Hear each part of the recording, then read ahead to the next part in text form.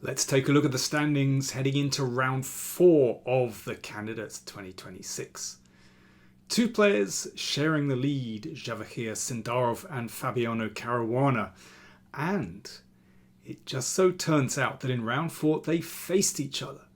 So we have the young gun, Sindarov, 20 years old, on the form of his life. He's really riding the crest of a wave, playing Fabiano Caruana, 33 years old. He's been there, done that, won the Candidates before.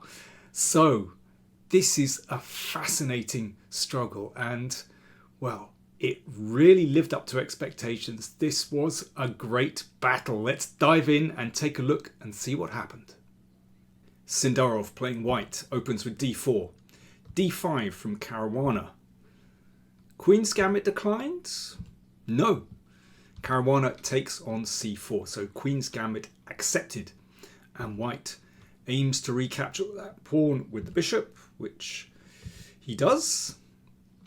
So this is a very standard position.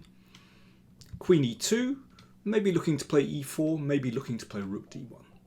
a6, so this is black's big idea in the Queen's Gambit accepted. You want to push forward with b5, push back that bishop here, and then you get the bishop to the long diagonal. Knight c3. And Fabi accepts the invitation to push forward. Now the main move here is bishop b3. Bishop d3 is a little bit unusual. Sindarov played it very, very quickly. And Fabi was a little bit thrown by that. He thought for 11 minutes before he played the natural move bishop b7. And then a4. Now I like that move a lot because black has to make some fundamental decisions here. You know, do you take this? But that would break up the pawns, give white a little bit of initiative maybe on the queen side. Do you push forward, hit the knight? Or perhaps do you push this one? So it's tricky. Every time the pawn structure changes, that's when you really have to use your judgment well. Caruana played b4 after about 10 minutes, and that's kind of the move you'd like to make to gain some time against the knight, but the knight comes to an active square. And black's position is tricky because it's as though white has started the middle game, white's king is castled, but black still has to bring out the bishop and get castled. So, and there's a battle raging in the centre, so it's not easy. Knight a5. So that opens up the bishop and looks at the b3 square. But knight f6 is tricky. And again, Caruana thought for 8 minutes over this recapture. Of course, we would like to play queen takes f6. But in that case, white gets a huge initiative like this. And then rook c1. You know, this rook is about to enter the position. Black's king isn't castled. And there's all kinds of nasty things like bishop b5 check coming. You know, it almost sort of reminds me of Morphy against the Duke of Brunswick, the famous opera game. G takes f6. So that's a compromise. Now, black does have potential counterplay down the g file. Nevertheless, you know, white's king is pretty well protected. Pawn takes pawn. Now, if bishop takes pawn, really that's the move we'd like to make. Again, you push forward with e4. And this bishop might come here to exchange that off. It might come all the way to h6 to join in a kingside attack. This is a lot easier for white to play than black. So Caruana played knight b3, attacking the rook. He spent 17 minutes over that move. Right, here is where I'd like you to have a think. I'm going to have a drink. Cheers. What would you play with white in this position? So this is only move 13, and already the game is reaching boiling point. So white to play, what would you do next? Cheers. I've seen many chessboards in my life, but when I heard about this one, I was keen to see it for myself. It's beautiful and completely wireless, thanks to an integrated battery and Bluetooth connection. For my edition, I wanted pieces that reflect clarity. When I play with them, everything feels natural. Just me, the board, and the game I love. This is my supreme chess set, the Daniel King edition.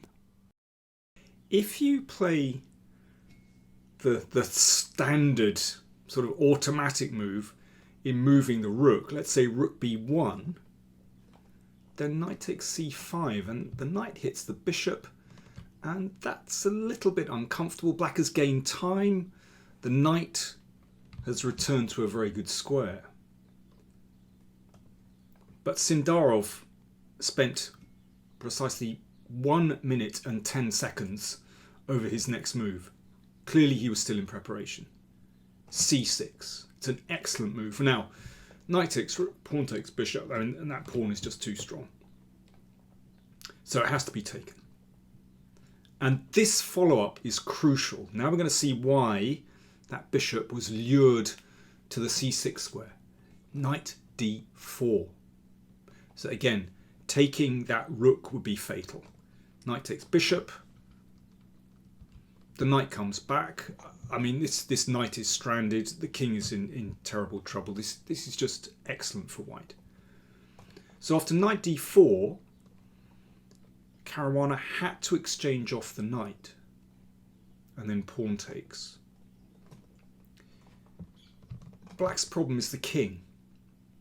It's still in the middle. But because these diagonals are open, then it's not going to find a safe spot on the king side. Certainly not going to find a safe spot on the queen side, which is quite open. So black has to play for kingside initiative. So Caruana actually played rook g8. If queen d5, then yes, black can take a pawn. But in fact, white just has fantastic play here. Again, it's this situation where it feels like black is still, on the starting blocks, and these pieces are. But white is playing the middle game. White has a superb attack here. This is so difficult to defend. So Caruana played rook g8. So this is getting tricky now. Threat, obviously, to take on g2. So g3. Now, Sindarov had his first big think here. 26 minutes. This is tricky because it could be rather weak. White could be weak along this diagonal. But, it's still a very difficult position. It is possible to take on d4. This was Caruana's best chance, but I think it's just a much more difficult position for black to play than white. Caruana decided to play, he didn't take the pawn, instead he played f5. So prevents this pawn being taken, also prevents bishop e4. So he's trying to preserve this beautiful bishop. But bishop c4, excellent move from Sindarov. So he's covering d5. You can see he's looking to break with d5. If he gets in d5, black's position is going to collapse. And yeah, if queen takes d4, bishop takes e6, and well, black can force an endgame here. But white's attack persists because, black's rooks are completely split. The king is still in the middle, and white has a very strong attack here. Apart from the fact that these pawns are split, this is just a big advantage to white. So the endgame isn't a lot of fun. So Caruana, again, after 18 minutes thought, persisted in the middle game with rook g4. Now bishop e6 will be met by rook e4. That's not too bright. So bishop e3. So a developing move, just holding the d pawn. Bishop d5. So blockading, Caruana obviously appreciates that d5 is really very, very dangerous. So he blockades. But there's still this problem for black, that his position is split in two. Sindarov simply took this a-pawn. Now Caruana ran away with the king. I mean, there are lots of very nice ways to play this. Sindarov is super solid here, actually. He doesn't need to prove too much. He's a pawn up. His pieces are so well coordinated. He just protected that d-pawn with rook fd1. And now bishop c6. So having consolidated his central position, he then comes back to this theme of exchanging off that bishop, and he still wants to push through with d5. Caruana blockaded. An exchange. Well, that rook looks quite nice on d5. So very logical from Sindarov. He just wants to exchange off this strong rook in the middle. And, well, don't forget, this a-pawn is actually very, very dangerous, considering that black's rook is way offside on the king side. I mean, the connection just isn't there at all. So rook d7, but here we go. This is the move that Sindarov has been wanting to make for the past few moves. d5, he gets it in. And he's not concerned about giving this pawn on b2. This is the game continuation. Because he realises that having played d5, you can see black's pawns are split, and it's black's king he's going for now. So he's changing direction. So an exchange. By the way, I should say that by this stage, Caruana was down to just over a minute to reach the time control at move 40. We're on move 30 here. I mean, defending this position with 3 hours on the clock would be impossible. But when you've got just over a minute for 10 moves, this is terrible. And Sindarov was very mature, actually. He had a huge time advantage, but he kept things under control. Plays simple, strong chess. Look at the difference between the two kings. Sindarov's king behind this beautiful barrier of pawns. His king is very snugly placed on g1, g2, with the queen defending. And beautiful coordination here, pressing here. Rook g6. And now h4. Yep.